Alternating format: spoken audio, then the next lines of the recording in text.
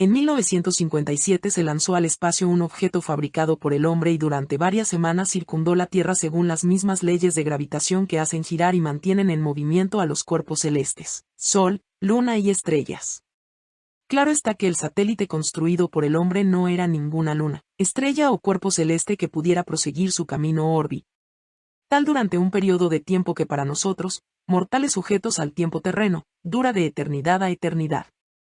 Sin embargo, logró permanecer en los cielos, habitó y se movió en la proximidad de los cuerpos celestes como si a modo de prueba, lo hubieran admitido en su sublime compañía.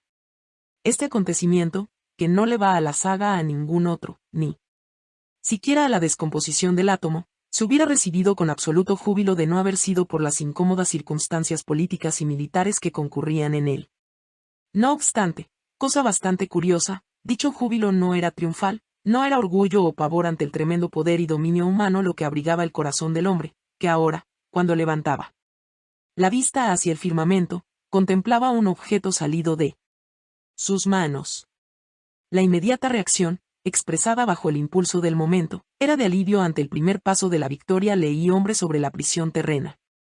Y esta extraña afirmación, lejos de ser un error de algún periodista norteamericano, inconscientemente era el eco de una extraordinaria frase que, hace más de 20 años, se esculpió en el obelisco fúnebre de uno de los grandes científicos rusos: la humanidad no permanecerá atada para siempre a la Tierra. Durante tiempo esta creencia ha sido lugar común. Nos muestra que, en todas partes, los hombres no han sido en modo alguno lentos en captar y ajustarse a los descubrimientos científicos y al desarrollo técnico, sino que, por el contrario, los han sobrepasado en décadas. En este, como en otros aspectos, la ciencia ha afirmado y hecho realidad lo que los hombres anticiparon en sueños que no eran descabellados ni vanos. La única novedad es que uno de los más respetables periódicos de este país publicó en primera página lo que hasta entonces había pertenecido a la escasamente respetada literatura de ciencia ficción, a la que, por desgracia, nadie ha prestado la atención que merece como vehículo de sentimientos y deseos de la NASA.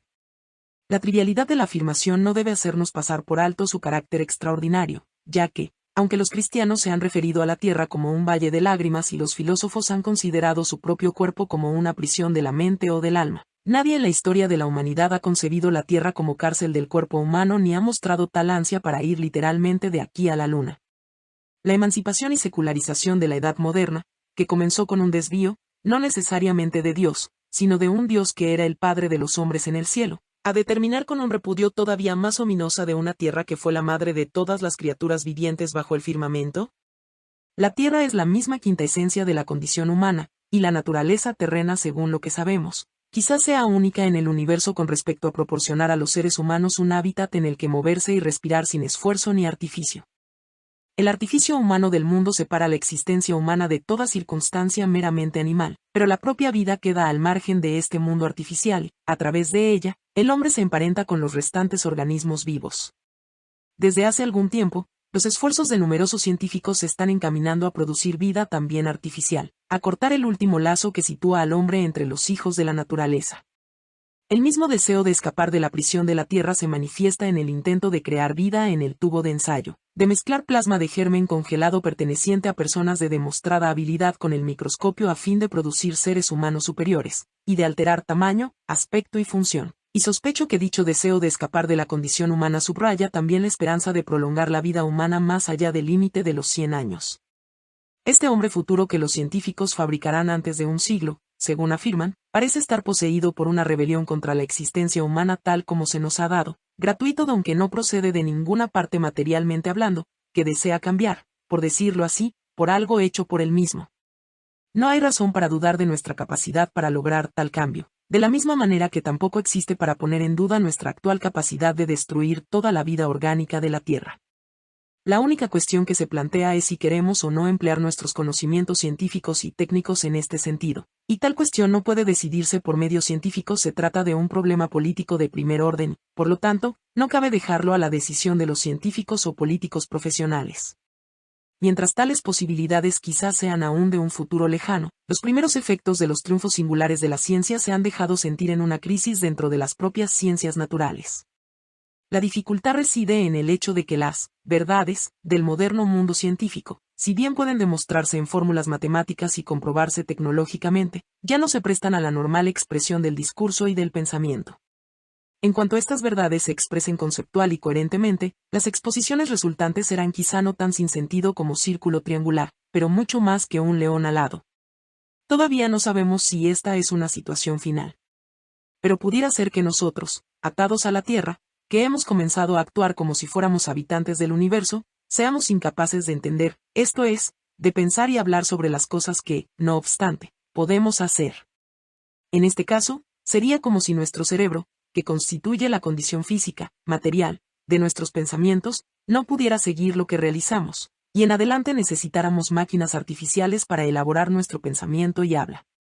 Si sucediera que conocimiento y pensamiento se separasen definitivamente, nos convertiríamos en impotentes esclavos no tanto de nuestras máquinas y reflexivas criaturas a merced de cualquier artefacto técnicamente posible, por muy mortífero que fuera. Sin embargo, incluso dejando de lado estas últimas y aún inciertas consecuencias, la situación creada por las ciencias es de gran significación política. Dondequiera que esté en peligro lo propio del discurso, la cuestión se politiza, ya que es precisamente el discurso lo que hace del hombre un ser único. Si siguiéramos el consejo, con el que nos apremian tan a menudo, de ajustar nuestras actitudes culturales al presente estado del desarrollo científico, adoptaríamos con toda seriedad una forma de vida en la que el discurso dejaría de tener significado, ya que las ciencias de hoy día han obligado a adoptar un lenguaje de símbolos matemáticos que, si bien en un principio eran solo abreviaturas de las expresiones habladas, ahora contiene otras expresiones que resulta imposible traducir a discurso. La razón por la que puede ser prudente desconfiar del juicio político de los científicos, no es fundamentalmente su falta de carácter, que no se negaran a desarrollar armas atómicas, o su ingenuidad, que no entendieran que una vez desarrolladas dichas armas serían los últimos en ser consultados sobre su uso, sino concretamente el hecho de que se mueven en un mundo donde el discurso ha perdido su poder. Y cualquier cosa que el hombre haga, sepa o experimente solo tiene sentido en el grado en que pueda expresarlo. Tal vez haya verdades más allá del discurso, y tal vez sean de gran importancia para el hombre en singular, es decir, para el hombre en cuanto no sea un ser político, pero los hombres en plural, o sea, los que viven, se mueven y actúan en este mundo, solo experimentan el significado debido a que se hablan y se sienten unos a otros a sí mismos.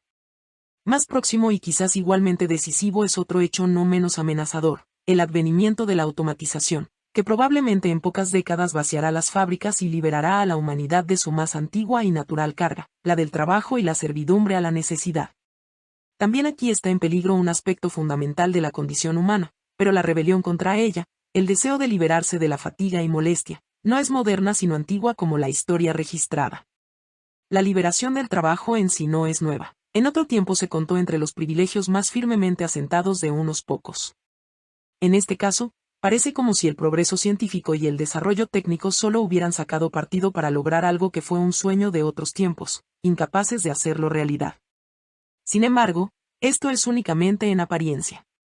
La edad moderna trajo consigo la glorificación teórica del trabajo, cuya consecuencia ha sido la transformación de toda la sociedad en una sociedad de trabajo. Por lo tanto, la realización del deseo, al igual que sucede en los cuentos de hadas, llega en un momento en que solo puede ser contraproducente.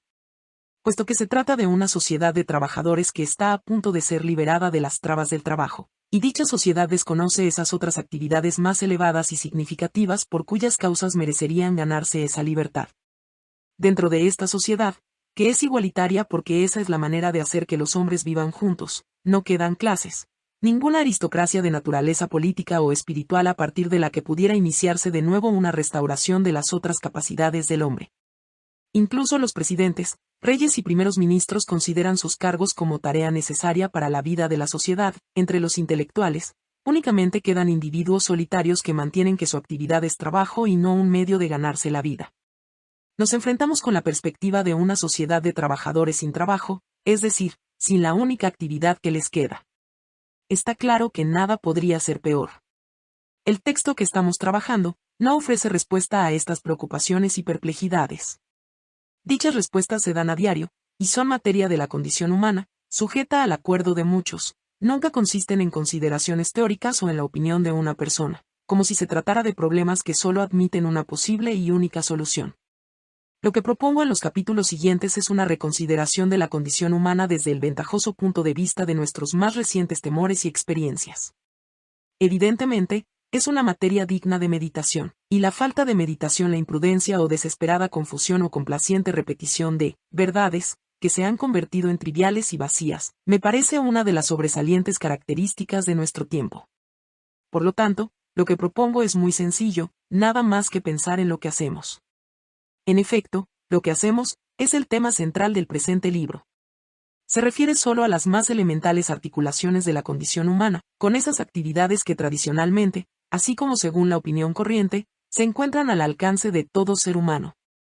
Por esta y otras razones, la más elevada y quizá más pura actividad de la que es capaz el hombre, la de pensar, se omite en las presentes consideraciones. Así, pues, y de manera sistemática, el libro se limita a una discusión sobre labor, trabajo y acción, que constituye sus 3 capítulos centrales.